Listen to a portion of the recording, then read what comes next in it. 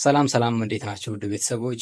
ዛሬ የዩኒቨርሲቲ ፍሬሽማን ኮርስ የሆነውን ኢኮኖሚክስ ቻፕተር 4 ፓርት 3 ይዤላችሁ መጥቻለሁ። the law of variable proportion and the stages of production የሚሉ ሁለት ጽንሰ ሀሳቦችን በዚህ ፓርት እናያለን።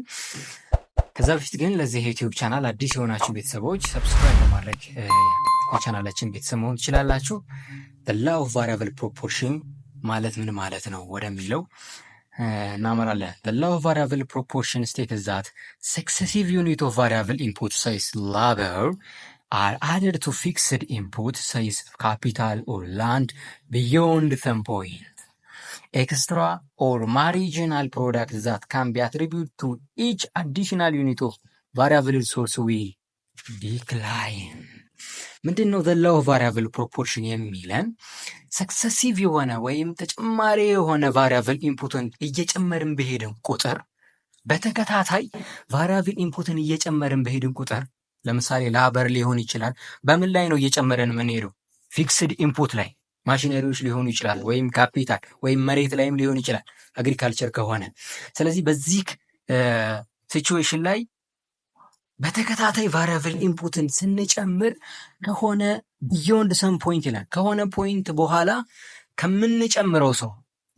ከምንጨምረው ቫሪያብል ኢንፑት የምናገኘው ፕሮዳክት ተጨማሪ የሆነችው ኤክስትራ ወይም ማርጂናል ፕሮዳክት ዲክላይን እያደረገ ይሄዳል ነው የሚለን the law of variable proportion። ስለዚህ ቢዮንድ ሰም ፖይንት ነው። አሁን መጀመሪያ አካባቢ ላይ ሰውን ስንጨምር እየጨመረ ነው የሚመጣው። ሰው ስንጨምር ፕሮዳክታችን እየጨመረ በደንብ እየጨመረ ነው የሚመጣው። የሆነ ሰው ስንጨምር በጣም በጥፍ እየጨመረ ይመጣል። ከሆነ ፖይንት በኋላ ግን ምን ያደርጋል? ሰው እንጨምራለን፣ ግን ፕሮዳክት ይጨምራል።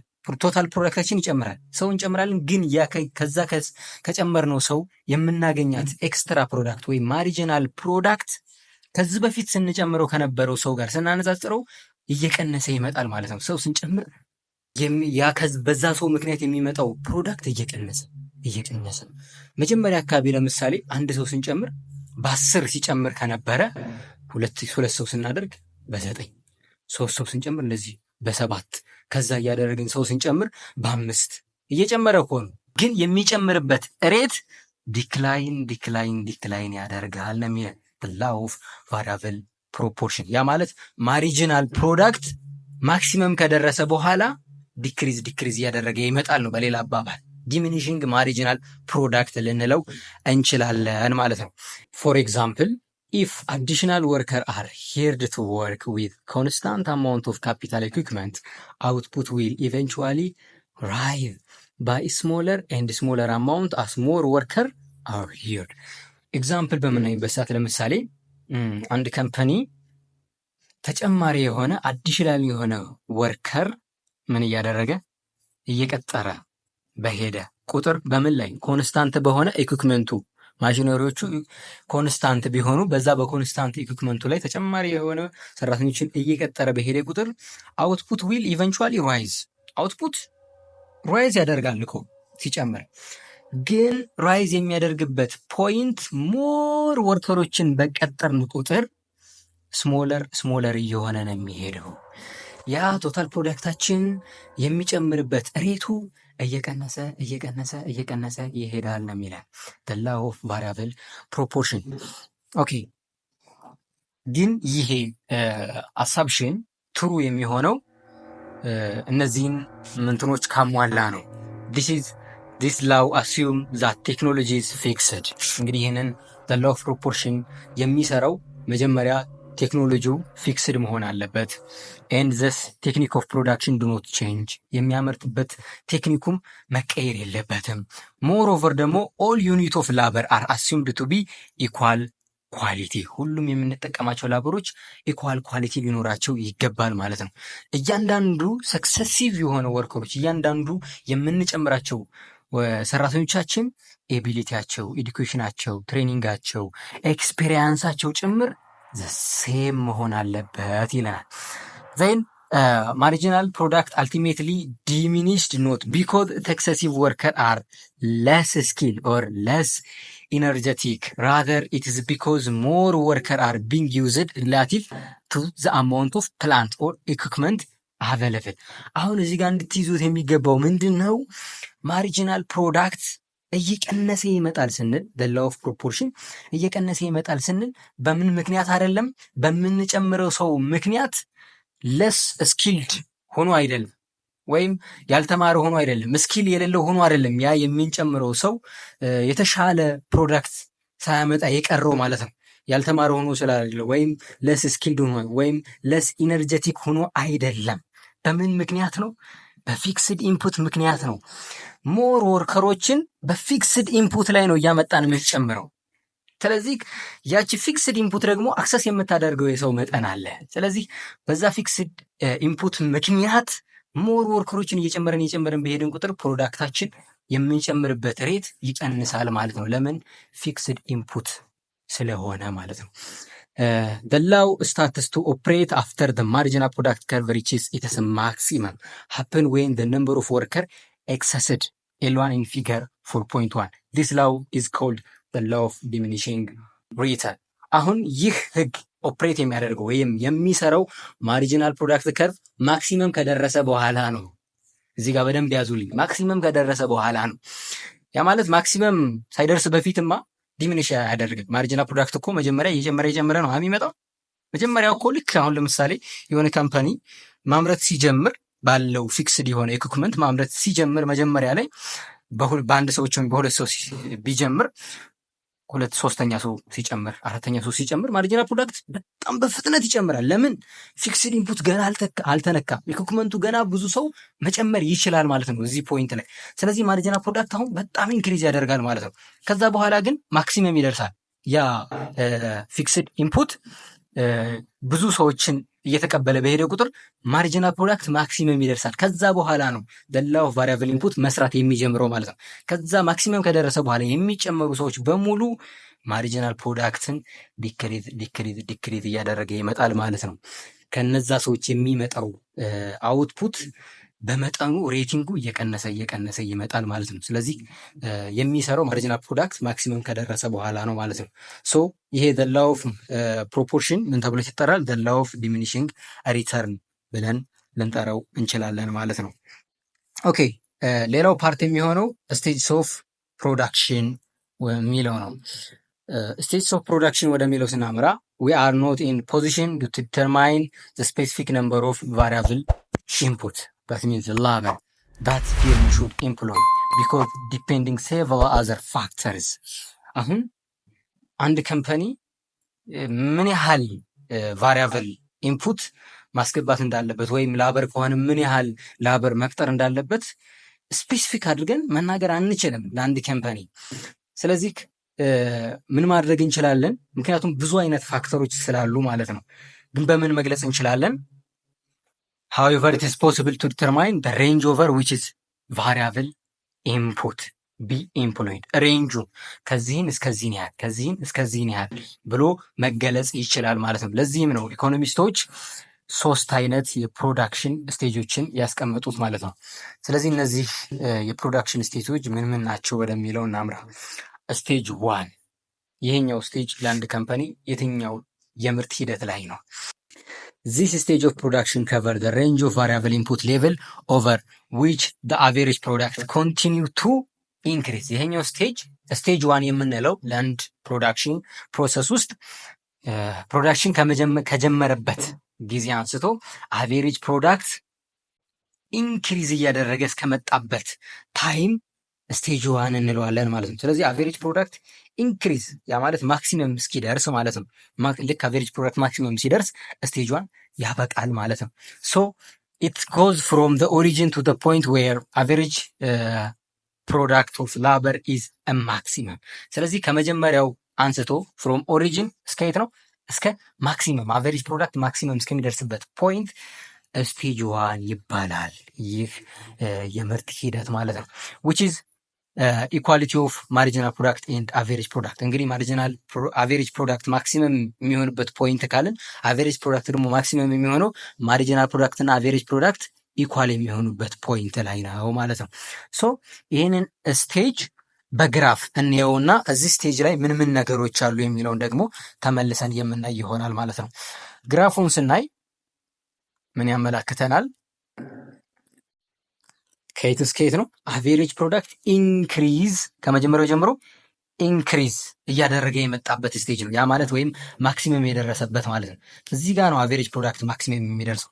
ስለዚህ ይሄ ከዚህ ጀምሮ ከዚህ ወደዚህ ያለው በሙሉ ምንድን ነው ማለት ነው?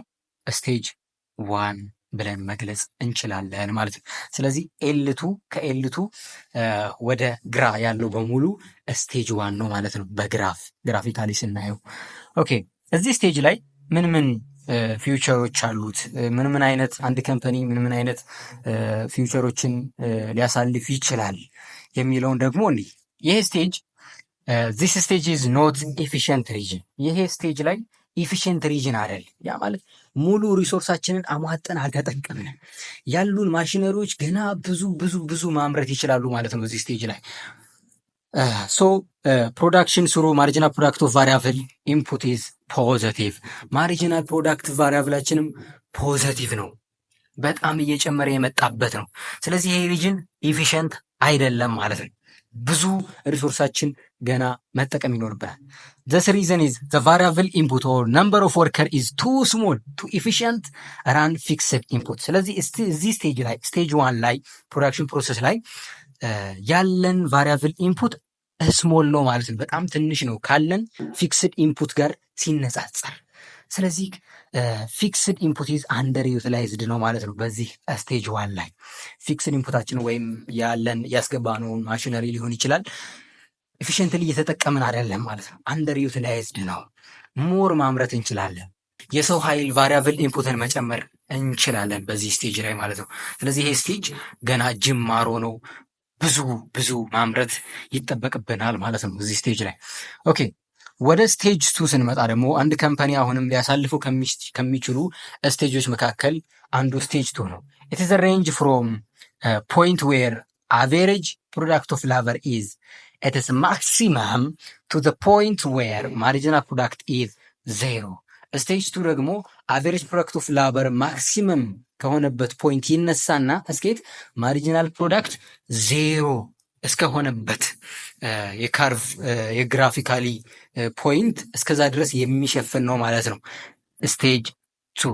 ይሄንን በግራፍ አይተነው እንመለስና እዚህ ስቴጅ ቱ ላይ ደግሞ ምን አይነት ፊውቸሮች አሉ የሚለውንም በዛው እናያለን ማለት ነው። ኦኬ ስለዚህ ቅድም አቬሬጅ ፕሮዳክት ማክሲመም የሚሆንበትን ፖይንት እዚህ ጋር አይተናል። ስለዚህ እስከ የት ነው ማርጂናል ፕሮዳክት ዜሮ የሚሆንበት ደግሞ እቺ ፖይንት ነች ማለት ነው። ስለዚህ ከዚህ ተነስቶ እስከ የት ድረስ? እስከዚህ ድረስ ያለው ምንድን ነው? ስቴጅ ቱ ነው ማለት ነው። ይህንን ፓርት ስቴጅ ቱ ብለን መግለጽ እንችላለን ማለት ነው። ኦኬ እዚህ ስቴጅ ቱ ላይ ምን አይነት ከአንድ ካምፓኒ ምን አይነት ፊውቸሮች ሊያጋጥሙት ይችላሉ? ምን አይነት የምርት ሂደት ነው ይሄ ስቴጅ ቱ የሚለውን ደግሞ እናያለን። ይሄ ስቴጅ ሄር ላበር ኢንፑት ኢንክሪዝ ባይ 1 ዩኒት አውትፑት ስቲል ኢንክሪዝ በት አት ዲክሪዚንግ። ይህንን ስቴጅ ስናየው ላበር እየጨመርን በሄድን ቁጥር አውትፑት ኢንክሪዝ ያደርጋል። ግን ኢንክሪዝ የሚያደርገው በምንድን ነው? በዲክሪዚንግ ሬት ነው ማለት ነው። ስቴጅ ዋን ላይ ግን አውትፑት ኢንክሪዝ ያደርጋል በኢንክሪዚንግ ሬት ነበር። አሁን ይህ ታይም ደግሞ ስቴጅ ቱ ላይ አውትፑት ኢንክሪዝ ያደርጋል በምን? በዲክሪዚንግ ሬት። ለምን?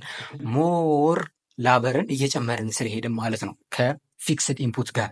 ሶ due to this the second stage of production is termed as the stage of diminishing marginal return። ስለዚህ ይህንን ስቴጅ ዲሚኒሽንግ ማርጂናል ሪተርን ብለን ልንገልጸው እንችላለን። ምክንያቱም ማርጂናል ፕሮዳክት ዲክሪዝ እያደረገ የሚመጣበት ስቴጅ ነው ይሄ ስቴጅ። ማርጂናል ፕሮዳክት ዲክሪዝ አድርጎ የሚመጣበት ብቻ ሳይሆን ይሄ ስቴጅ እስከ ዜሮ እስከሚመጣበት ድረስ ነው ማለት ነው የሚያካልለው ይሄኛው ስቴጅ። ሶ the reason for decreasing average and marginal product due to the scarcity of fixed labor። ለምንድን ነው አቬሬጅ ፕሮዳክት እና ማርጂናል ፕሮዳክት ዲክሪዝ የሚያደርጉት? ፊክስድ የሚባል ኢንፑት ስላለን ነው ጋይስ። እዚህ ጋር ፊክስድ የሚባል ኢንፑት ነው ያለን። ምናልባት ምን ሊሆን ይችላል? ማሽነሪ ሊሆን ይችላል። ሁለት ማሽነሪዎች አንድ ማሽነሪ ካለን ያ ፊክስድ ነው። ያንን ኤክሰርሳይዝ ማድረግ የሚችለውን ብቻ ነው መስጠት የሚችለን ያ ፊክስድ ፋክተሪ ማለት ነው። ሶ በዚህ ምክንያት ነው አቬሬጅ እና ማርጂናል ፕሮዳክት ዲክሪዝ እያደረጉ የሚመጡት ማለት ነው ከሆነ ፖይንት በኋላ ሶ ስቴጅ 2 ላይ ነው ማለት ነው ዲክሪዝ ያደረጉ የሚመጡት። ሶ ዳት ኢዝ ዋንስ ኦፕቲመም ካፒታል ላበር ኮምቢኔሽን ኢዝ አቺቭድ። ስለዚህ በዚህ ፖይንት ላይ ኦፕቲመም የሆነ ካፒታል ላበር ኮምቢኔሽን እናገኛለን ማለት ያ ማለት ላበርን በደንብ ጨምረናል፣ ካፒታላችንንም ወይም ፊክስድ ኢንፑታችንንም በደንብ እየተጠቀምነው ነው ማለት ነው። ይሄ ኮምቢኔሽን ስቴጅ 2 ቤስት ኮምቢኔሽን ነው ማለት ነው። ሶ ኢምፕሎይመንት ኦፍ አዲሽናል ዩኒት ኦፍ ቫሪያብል ኢንፑት ዊል ኬዝ ዘ አውትፑት ቱ ኢንክሪዝ አት ስላወር ሬት። ስለዚህ በዚህ ስቴጅ ላይ የሚጨመሩ ማንኛውም ቫሪያብል ኢንፑቶች ትንሽ የሆነ ከአውትፑት ላይ ጭማሪን የሚያሳዩት ሬቱ ዝቅተኛ ነው ማለት ነው። አስ ሪዛልት ማርጂናል ፕሮዳክት ዲሚኒሽ፣ ይሄ ስቴጅ ላይ ማርጂናል ፕሮዳክት ዲሚኒሽ የሚያደርግበት ስቴጅ ነው ማለት ነው። ዚስ ስቴጅ ኢዝ ዘ ኤፊሽንት ሪጅን ኦፍ ፕሮዳክሽን። ይሄኛው ስቴጅ ኢፊሽንት ሪጅን ነው ማለት ነው። ስቴጇን ምን ብለናል? ኢንኤፊሽንት ብለናል። እስኪ እዚህ ጋር ግን ኢፊሽንት የሆነ ሪጅን ነው ማለት ነው። ይህ ስቴጅ 2 ፕሮዳክሽን ማለት ፊክስድ ኢንፑታችንን አሟጠን ተጠቅመናል ማለት ነው። መስጠት የሚችለውን ያ ፊክስድ ኢንፑታችን ወይም ማሽነሪያችን ማምረት የሚችለውን ያህል እያመረተ ይገኛል ማለት ነው በስቴጅ 2 ላይ ማለት ነው። ሶ አዲሽናል ኢንፑት አር ኮንትሪቢዩቲንግ ፖዚቲቭሊ ቱ ዘ ቶታል ፕሮዳክት። አዲሽናል የሆነ ቫሪያብል ኢንፑት ስንጨምር ቶታል ፕሮዳክታችን ምን ያደርጋል? ፖዚቲቭሊ ኢንክሪዝ ያደርጋል። ግን ማርጂናል ፕሮዳክቱ ያ ማለት ማርጂናል ፕሮዳክት ስንል በባለፈው ፓርት አይተናል። ተጨማሪ የሆነ ሰው የሚያመጣው ተጨማሪ የሆነ ፕሮዳክት ነው። ሶ ሰክሰሲቭ ዩኒት ኦፍ ቫሪያብል ኢንፑት ኢዝ ዲክላይን። ግን ማርጂናል ፕሮዳክት በተጨማሪ በሆነ ቫሪያብል ኢንፑት የሚመጣው ማርጂናል ፕሮዳክት ዲክላይን ያደርጋል። ለዛም ነው ዲሚኒሽንግ ማርጂናል ፕሮዳክት ብለን የምንጠራው ማለት ነው። ሶ ኢፊሽንት ሪጅን ነው and where marginal product of variable input is decline but positive።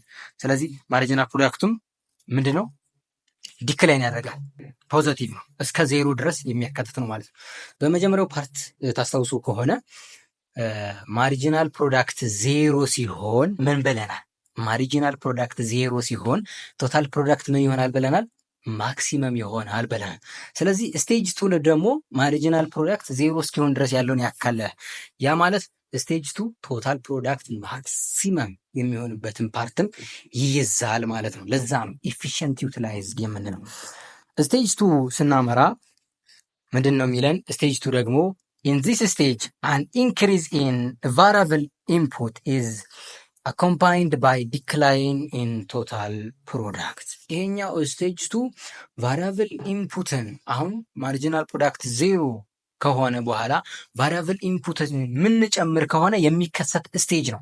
ሶስተኛው ስቴጅ ማርጂናል ፕሮዳክት 0 ከሆነ በኋላ ወይም ቶታል ፕሮዳክታችን ማክሲመም ከሆነ በኋላ ቫሪያብል ኢንፑትን የምንጨምር ከሆነ ምን ሊከሰት ይችላል? ቶታል ፕሮዳክት ዲክሪዝ የማድረግ ሂደት ውስጥ እንገባለን ማለት ነው። በምን ምክንያት?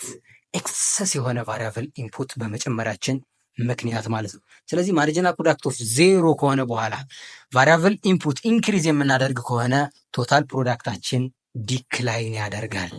ያ ስቴጅ ደግሞ ስቴጅ 3 እንለዋለን። ቶታል ፕሮዳክት ከርቭ ስሎፕስ ዳውንዋርድ። ስለዚህ ቶታል ፕሮዳክት ከርቫችን ወደ ዳውንዋርድ ይቀየራል ማለት ነው። ኤንድ ማርጂናል ፕሮዳክት ኦፍ ላበር ምን ይሆናል? ቢካሚስ ኔጌቲቭ። ከዜሮ አልፎ ማርጂናል ፕሮዳክት ምን ይመጣል? ኔጌቲቭ ይመጣል። ይሄ ሁሉ በምን ምክንያት ነው? ቫሪያብል ኢንፑት ከካፒታላችን ከበቂ በላይ ስለጨመረን ነው። ኤክሰርሳይዝ ማድረግ ከሚችለው አቅም በላይ ቫሪያብል ኢንፑት በፊክስድ ኢንፑት ላይ ስንጨምር የሚከሰት ፕሮዳክሽን ሂደት ነው ማለት ነው። በስቴጅ 3 ሶ ይሄ ስቴጅ ምን ይባላል? ኔጌቲቭ ማርጂናል ሪተርን እንለዋለን ማለት ነው ቱ ዘ ቫሪያብል ኢንፑት። ሶ ለምንድን ነው ኔጌቲቭ ማርጂናል ሪተርን ያለው? አንድ ቫሪያብል ኢንፑት በጨመርን ቁጥር ቶታል ፕሮዳክታችን ዲክሪስ እያደረገ ነው የሚሄደው። ለዛ ነው ኔጌቲቭ። ዘ ኬዝ ኦፍ ኔጌቲቭ ማርጂናል ሪተርን ኢዝ ዘ ፋክት ዘ ቮሊዩም ኦፍ ቫሪያብል ኢንፑት ኢዝ ኳይት ኤክሰሲቭ ሪሌቱ ፊክስድ ኢንፑት። ስለዚህ የምንጨምራቸው ቫሪያብል ኢንፑቶች በሙሉ ከፊክስድ ኢንፑት ጋር በጣም ይበልጣል። ኤክሰሲቭ ነው፣ ከአቅሙ በላይ ነው ከፊክስድ ኢንፑት። ስለዚህ ለዛ ነው ፊክስድ ኢንፑታችን ምን ይሆናል? ኦቨር ዩቲላይዝድ ይሆናል ማለት ነው። በዚህም ቶታል ፕሮዳክታችን ዲክሪዝ ያደርጋል። ኢራሽናል ፌር ሹድ ኖት ኦፕሬት ኢን ስቴጅ 3። ስለዚህ አንድ ድርጅት በዚህ ስቴጅ 3 ላይ ኦፕሬት ማድረግ የለበትም፣ መግባት የለበትም። ቶታል ፕሮዳክት ማክሲመም ከሆነ በኋላ ቫሪያብል ኢንፑትን መጨመር የለበትም ማለት ነው። ከጨመረ አደጋ ውስጥ ይገባል። ቶታል ፕሮዳክቱ ዲክሪዝ ያደርጋል። ቢኮዝ አዲሽናል ዩኒት ኦፍ ቫሪያብል ኢንፑት አር ኮንትሪቢዩቲንግ ኔጌቲቭ ቱ ቶታል ፕሮዳክት። ሶ ለምንድን ነው ተጨማሪ የሆነ ቫሪያብል ኢንፑት በጨመረ ቁጥር ኔጌቲቭ የሆነ ሪዋርድ ነው ያለው። አንድ ሰው ስንጨምር ኔጌቲቭ የሆነ ሪዋርድ ነው በቶታል ፕሮዳክታችን የሚያመጣው ማለት ነው። ይሄ ስቴጅ 3 በግራፍ ስናየው ያው ማርጂናል ፕሮዳክት 0 ከሆነ በኋላ የምናገኘው የግራፍ ሂደት ነው ማለት ነው። ይህንም በግራፍ ማየት እንችላለን። ይሄው እንደምታዩት እስከዚህ ድረስ ስቴጅ 2 ብለናል። ከዚች ፖይንት በኋላ ያለውን ይህንን ወደዚህ ስቴጅ 3 ብለን መግለጽ እንችላለን ማለት ነው። ኦኬ ለዛሬው በዚህ እናብቃና በቀጣይ ቲዎሪ ኦፍ ኮስት ታይፕስ ኦፍ ኮስት ኢን ዘ ሾርት ራን የሚለውን ይዤላችሁ እመጣለሁ። ቴንክ ዩ